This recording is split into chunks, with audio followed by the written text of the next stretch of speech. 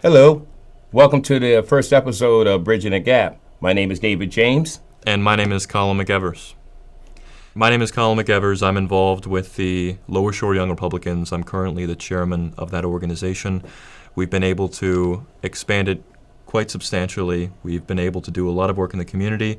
I'm also the editor-in-chief of the Bury Post, and I'm very excited to be here. All right, awesome. And again, I'm David James. I guess you could call me the creator of Bridging the Gap. We've been around for about 3 years. First started up about 3 years ago when there was a lot of people running for office, and we were concerned with what's going on with the west side of this county. And since then, well, we built up to this point. And also, I guess since Colin just said what he's affiliated with. Not only do I work with Bridging the Gap, but I'm also the president of the Delmarva Conservative Movement, and just all around. I mean, just want to make sure things go well in this county. Awesome, cool. Actually, one of the first things that I think that we should talk about on the show for Bridging the Gap, since you're the president of the Delmarva Conservative Movement, right? Mm-hmm. Could you tell us a little bit about the organization, what it stands for, why it exists, and kind of what you guys do? Okay, sure. Well, I've been with Delmarva Conservative Movement for a little over 3 years, and it's just a entity that are concerned with what's going on. I mean, there are definitely a bunch of conservatives that we believe in our conservative values. We are actually more vision-oriented and not party-driven, which means we have people from Democrats, the independents, we have a lot of Republicans, but like I said, we work together to make sure things happen the way they should. I mean, we get involved with either state. Actually, we get involved with national issues, state issues, and county issues on down to city. We're just concerned. Awesome, cool. You know, I've been to a few of your meetings, and I just think it's really, really important that we, as young Republicans, as old Republicans, people that are middle-aged Republicans, whatever, all people that are conservatives, that are right-leaning, we need to work together. We need to make a collective effort towards making the community better, making it a better place. Are there any efforts that you guys are working on towards making sure that the Republican Party on the Lower Eastern Shore in Wicomico County is cohesive, that it's strong, that it's together, that we're together and we're working together towards achieving the same goals? We're interested in the conservatives, okay? And again, yes, we are a majority Republican, and we're all about people working together. You know, one thing I've always learned is if we pray about those things, if we rejoice in those things that we all agree upon, rather be Republican, Democrat, or independent, whatever, and pray about those things that we don't, then things will actually work a lot better together. Now, I do have definitely for myself, I have a concern with how people don't work together for a common cause, such as term limits, which we'll probably cover. You know, that's something that is nonpartisan, not something that you have to be Republican or Democrat about. And sometimes people just don't get involved because they're like, well, that's their way and not my way. And reality is that it's everybody's way. So yeah, that's one of the main things with term limits, and that's one of the things that we're going to be working on with the college Republicans, the Lower Shore Young Republicans, is making sure that there are term limits in our county. At the national level, it's really difficult to get term limits, and that's mostly because Congress would have to pass like a 2/3 amendment in order to get it through. But at the county level, the people can sign a petition. It'll be like 12,000 signatures, right? 12,000 signatures. We can get it on the ballot so people can vote for it. And I definitely think that people will vote to put term limits on the county council. I think it's really important for young Republicans personally, but people that are a bit older, that are on the county council or in government for like decades and decades, they're going to have the financial resources, they're going to have interest groups supporting them, they're going to have name recognition, they're going to have all these immense benefits and advantages that someone that's young, that wants to get involved, that wants to run for county council won't have. So that's definitely one of the things that we're going to be helping out with the Lower Shore Young Republicans for sure. I do want to make sure we understand that we're trying to get term limits in Wicomico County, not just for county council. It'll also be for the executive's office.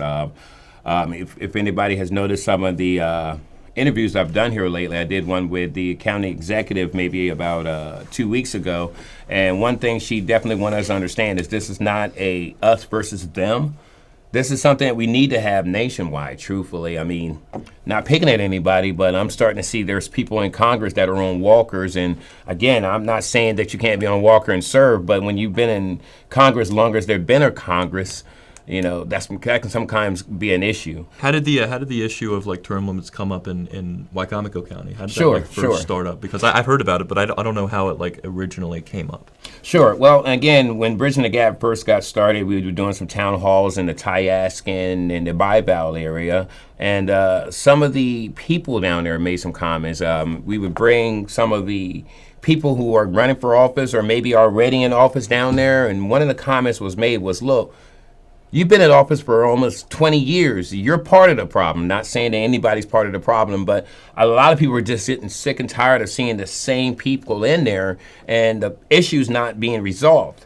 Now, of course, we've heard of the, if you're in there too long, the good old boy system starts to kick in where, I believe that somebody can go in there honorable, and then after a while, because people just keep, I can't think of a better word than nagging, but keeps nagging them, and that they end up just doing favors. And not saying that if we have that now, if we have term limits, people stay more honest. People will know that limited time that they're in there, they need to be making a difference instead of saying, I've got forever. Because one thing I have seen is when you're an incumbent, it's hard to beat you.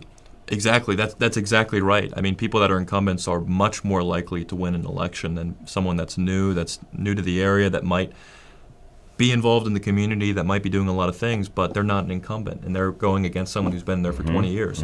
So they're gonna lose. What I find funny actually with the county council is that I know back last year they voted to get that Question A issue on the ballot, but when it came to putting their own term limits on the ballot, they decided not to vote for that. I don't know what the vote was for that particular issue, but do you know how many yeses and how many nos it got when they tried to put it on the ballot, term limits? Because I believe as far as term limits, I don't know. I do know when it came to the Question A, it was a 5-2 vote. Where Councilman James Nguyen and Councilman Josh Hastings wanted to keep the executive form of government. Now, I have heard that this did get presented as far as term limits to the council, and they didn't have enough votes to put it on the ballot. But that's okay. That's where we have the voice. That's where we have the opportunity, as we did with Question A, to make a difference.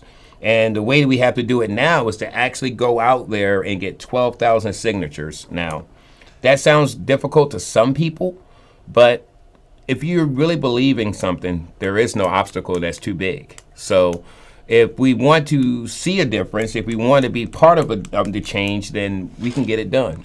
And I can tell you, I've talked to people from all walks of life, and whether they're affiliated with parties or they're just talking, and it seems like that's a very popular thing is term limits. Everybody's like, absolutely, for many different reasons. Some reasons I may agree upon, some I don't, but they do want to see term limits. And that's national, yeah. It's a national thing. A lot of people want term limits. I mean, like you said, we see these people in Congress that are just so old that, and sometimes it affects how they're able to operate in Congress. I mean, some people are old, but they're sharp as a tack. But then you have people like Joe Biden, for instance.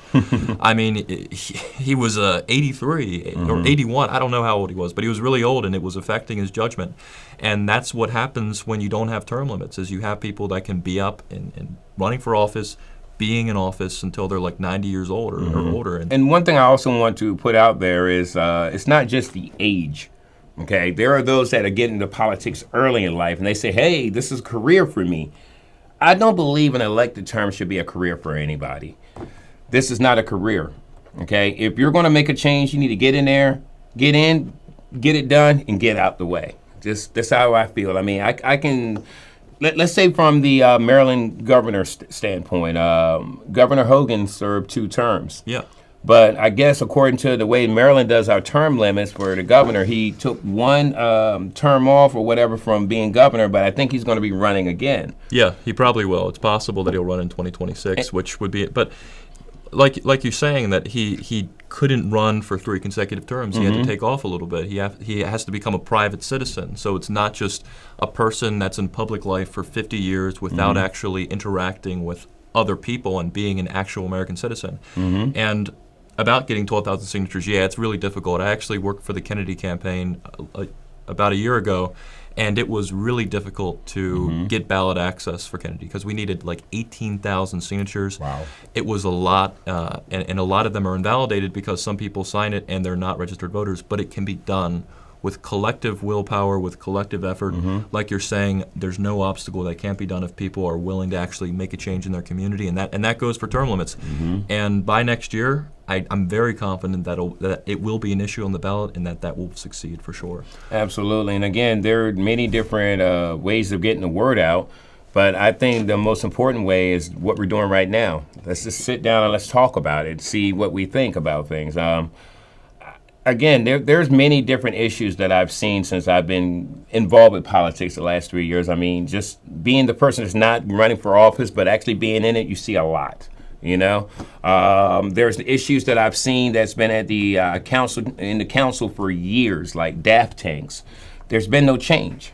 So maybe with a new slate of people on council, we can get this done. And when they're elected, they understand that, you know, we got you there for this limited time to get something done. And that's the thing with change. It's difficult to actually get things done in the community because a lot of people just want to keep the status quo. They want to keep things how they are.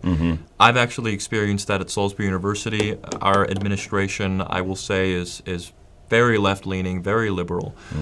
And the student government is like that too, the campus community. So it's difficult. When someone goes in, I actually ran for vice president. I remember talking to you about it, and you saw my Facebook post about it, but there was just so much slander, there was so much smearing. People will attack you simply because you're a Republican and make up things about you. And there was no one else that was running that was conservative as well. So it was difficult. I lost the election, unfortunately, but, you know, things happen. But one of the things is that I learned is it's just so hard to get things done, to get to make change, and you have to be bold, you have to be direct, you have to be a little bit aggressive. I went into the SGA Senate meeting yesterday, actually, and so I was reading out this pepper spray ban bill. Currently, pepper spray is banned on the Salisbury University campus, which is just so stupid. It's disgraceful because it's a dangerous area. People should always have the right to defend themselves. That's a fundamental right, self-defense. So I read out the bill. I actually took the opportunity, speaking to the SGA, to kind of call them out for their political bias. And I'll say that was fun. It was fun to actually speak to them directly and say, you guys are making politically biased decisions, because I was also kicked out of SGA from being a senator. And that's a large part because you're a Republican. When people know that you're conservative, when you're outwardly conservative, people will come after you. They will reject you from being in things. They will kick you out. It's just really, really difficult, especially at institutions like Salisbury University that are pretty left-leaning. And that's where young Republicans have to come in and make that difference and make that change and get involved in politics. If we don't stand for something, we'll fall for anything. And that's whoever you are, whether you're a Republican, Democrat, or whatever. Again, I am a Republican, for those who didn't know, but at the same time, I've got friends that are Democrat that stand for the right things. You know, I think that a lot of times the reason why we don't get things done is because we get so caught up in the fact that, hey, this person's Democrat or this person, what's right? You know, with bridging the gap, that's exactly what we want to do. We want to bridge the gap, get away from all of the things that we see, all of the hate that we see in media. We want to work together for a common cause, you know. Over at the college, I definitely, you know, I used to do a lot of Bible studies over at the college, and I got to say one good thing I got to say about SU is Campus Crusade for Christ is a great place to meet people who are like-minded. Crew, right? Crew. Yeah, it's a crew organization. Yeah. Yep. And, you know, just knowing that there's people like you, Colin, that are out there that's ready to stand up. You're right. The people do need to be able to defend themselves. And I don't know if there's been some people who have maybe used pepper spray the wrong way. If they have, shame on them. But when you have someone that's walking in a not so lit area, which the campus done a great job of lighting up a lot of the areas, but there are still some. Yeah, they've done good with funding their resources into providing a safer environment and getting the police out there and things of that sort. But the main point with the pepper spray thing is just people should have the right to defend themselves with an adequate tool, a non-lethal weapon. I actually got pepper sprayed myself for the bit to show that, Yes, it's really, really painful. It really sucks, but it actually works and it's effective. And we were able to get media publicity with that. We got WBOC to cover it. We got the Salisbury Independent. Thank you, Salisbury Independent, if you're watching this. Thank you very much for covering it, because now people are starting to see this issue. And when it's seen, then the administration will actually, feel like they have to make a change. They may have to make a difference. With the student government right now, what I think is that they're too intertwined with the administration, that they're not willing to go out and get media attention and cause some PR difficulties and cause a little bit of PR pain to the Salisbury University administration. Now that's where the college Republicans comes in. That's where the Lower Shore Young Republicans comes in. We actually have the ability, we're not as intertwined with the administration, so we can focus on issues that are actually prevailing at Salisbury University. Legitimate problems, legitimate issues, work with people like yourself, people that aren't young Republicans, people that have been in the game for a little bit longer, so we can get your advice, so we can learn how to actually do things effectively, strategically. One of the issues we're currently working on now is it's End Waste of Student Fees campaign is what we're trying to call it. So there are these big 6 organizations on campus. A lot of them actually provide an incredible service to the community, like Safe Ride actually helps ensure that people are not drinking and driving. So it goes and picks up people from parties, brings them back to campus. There's this club called the WXSU, the radio station, that actually goes to events and plays music and has equipment and is providing an actual service. But then we have this problem where there are these 2 newspapers on campus. One of them is called The Flyer and another one is called The Bury Post. Now the Flyer has Big 6 organization status, and it gets like $20,000 or so per year from student fees. So students have to pay an activity fee to come to Salisbury University, and that goes to funding these Big 6 organizations. Now, a lot of those organizations provide an actual service, but then there are others that, so the Bury Post and the Flyer produce the exact same thing. Student media coverage, consistent postings, things of that sort. The Bury Post actually also does print, print publication too. We've done 2 this year. Now the difference is that the Bury Post works on a budget of $0, and the Flyer works on a budget of $20,000 or more from student fees, so like student taxes basically, which I think is just totally unfair. Not only for members of the Bury Post who were publishing these articles and doing this work for free, but also for parents and students who have to pay this bunch of money to come to Salisbury University, and that's going towards organizations that don't need the money. So it's being wasted. The money's being wasted, and the fact of the matter is, in the past, the Flyer has published a bunch of far-left woke articles, just total garbage, things about abolishing the police with like a police car that was on fire, demeaning white women just because they voted for Trump, charging the university with promoting eugenics just because they ended their mask mandate policy, just total stupid stuff. But then when people try to write conservative articles or right-leaning articles, they deny those pieces because they don't align with the opinions of the editorial board. So it's like there's censorship, there's not freedom of press, and the students and the parents are paying for that, which is just so stupid. It's so silly. That's one of the main things that we're going to be working with the college Republicans now, because we've done a lot with the pepper spray ban. I think it's going to be ended with the work that we've done, which I think is a huge accomplishment for us. But now we need to work on making sure that student fees and student taxes basically aren't being wasted on organizations that don't need the money. So I think that's a very conservative position, and we're going to make sure we do everything to encourage the administration not to reallocate those fees, because it's an absolute disgrace for the students and the parents that are paying for an education. Who's the Big 6? Big 6, it's WXSU. It's this organizations on campus that get allocation of funds from, well, a lot of them are service-based. So they're providing an actual service to the community, like Safe Ride. It picks up students. They actually provide a service. WXSU, they play music at events. They are actually doing something for the community. But then you have organizations that aren't providing an actual service, that aren't providing a unique and legitimate service to the community. So if there are 2 organizations that are doing the same thing, they should be operating on an equal budget. One shouldn't get $0 and one shouldn't get $20,000. That's just not right. It's a conservative kind of position for sure. It's definitely a right-leaning position, because we want to make sure that the fees that students are being, the fines that students are getting aren't being wasted. So that's the main thing. So what was the reasoning? Because you're the president of the Lower Shore. Right. Yep, I'm the president of the Lower Shore. All right. Have you spoken to those and asked why one organization gets it and the other one doesn't? Oh yeah, we've been asking. We haven't necessarily gotten too much of a great response. Some people in the past have said, oh, it's because they're more official, they are more practicing journalistic ethics, blah, blah, blah, things like that, which is totally false. Now, I am going to be bringing this issue up at the SGA Forum, the Student Government Forum, on Sunday. So I'm going to be asking them directly, why is it that this organization is going to be reallocated possibly many thousands of dollars again when another organization has absolutely proven that it can be done without any money at all? We're going to be asking that on Sunday. We're going to see what response they have. If they have a legitimate response, we're going to end our campaign. If they say we're going to make sure this doesn't happen again, we're going to say, okay, well, we're not going to do anything further. But if they do not give us a legitimate response, we're going to say, okay, we're going to get the media involved. We're going to reach out to the SU alumni. We're going to get all these different external factors to try and make a difference. Because really, when you want to make change, you have to, turn up the temperature a little bit. So, what else on the campus is the Lower Shore Young Republicans getting involved with? So, one of the main things we are trying to do is basically establishing a fleet of volunteers and young Republicans who are going to be able to be deployed out to knock on doors for candidates to win elections, basically.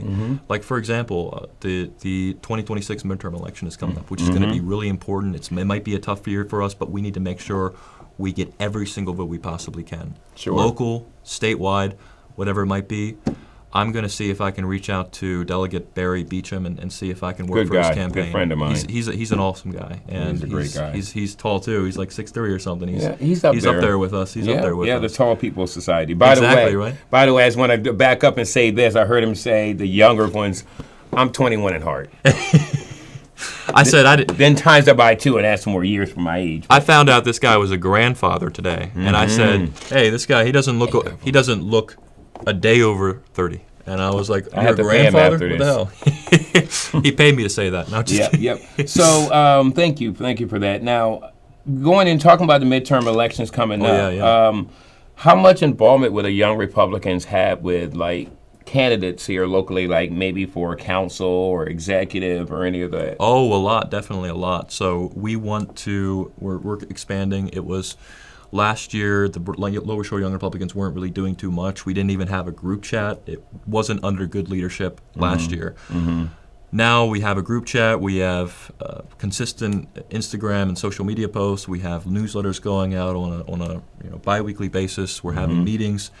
We're expanding the organization, and we're getting more people to join so we can actually have a legitimate impact in the community. We're going to do some community service events. We're going to try and get into touch with these people that are doing some trash cleanups too. Sure. But when it comes to the midterms, that's going to be really important because we want to have about 15 members of the Lower Shore Young Republicans who we're able to call up and say, hey, we're going to be doing a door knocking campaign. We're going to be going out for Delegate Beecham, knocking on a bunch of doors, and getting people to vote for him, whether it be Delegate Beecham or, if you want to run for county council or whatever. I mean, hey, we'll work for you too. We'll work for anyone that's a Republican and that actually is in alignment with our values as conservatives, as right-wing people that we are. I always like to tell people ask me, are you going to run for office? I said, well, instead of running from officers, that sounds like a better idea, but I don't know about running for office or anything. And we definitely want to get behind those that have community in mind. One thing I can say that's came out from the, as far as what you're doing over there at the campus, is the fact that we're sitting right here. And I'm glad I did get to meet you, and we're going to be doing a lot of work together here. For sure. We need more conservative media. Yes, we do. Yes, we do. And we need to make sure that truth gets out. Exactly. It seems in a world that is so easy to just turn on a camera and say whatever. So many people are misled from that lack of knowledge or that misinformation. So you'll be seeing, as we go forward with Bridging the Gap here on PAC 14, that we will be talking to a lot of different people. Like I said, elected, non-elected, clergy. We want to, and of course, over at the campus. So a lot of guests. We're going to be bringing in a lot of guests to tell us about their perspectives, their point of views, what they're doing in the community. It's going to be really, really awesome. Absolutely. And so I'm glad that I found out, because Bridging the Gap is an awesome name too. We could say bridging the generational gap, bridging the political gap, bridging the community. Because right now, a lot of people in the community, like you were saying, don't know what the government is doing. They don't know. They don't know what the local government is doing, and that's what we need to fix. Exactly. And a lot of time, people will shy away from things they don't understand.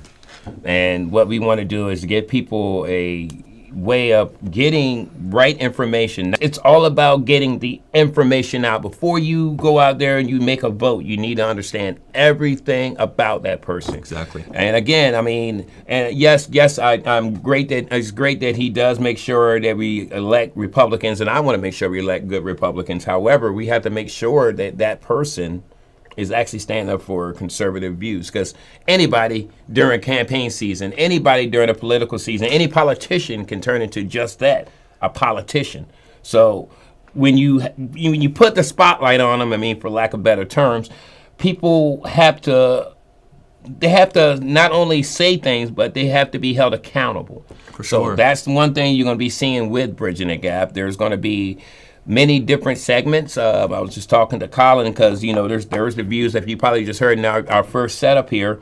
There's going to be views from the college. There's going to be views from the county. There's going to be views from the city. The information needs to be accurate and needs to be factual, and then it also needs to be promoted in a way where a lot of people will be able to see it, so that we can have a lot of viewers and we can make that impact, so that people do know what's happening in the community. Because when you see some videos, the problem might be that it's a really awesome message and it's a really awesome thing, then the difficulty is getting it out to a broad audience and making sure, and that's one of the things that we're going to do too, is make sure that we reach as broad an audience as possible in this area. I'm excited. Yeah, I'm excited too. I'm excited. I think this was a great first episode. Yes. This has been Colin McEvers, the co-founder of the Bridging the Gap on PAC 14. Mm-hmm. Thank you so much for watching.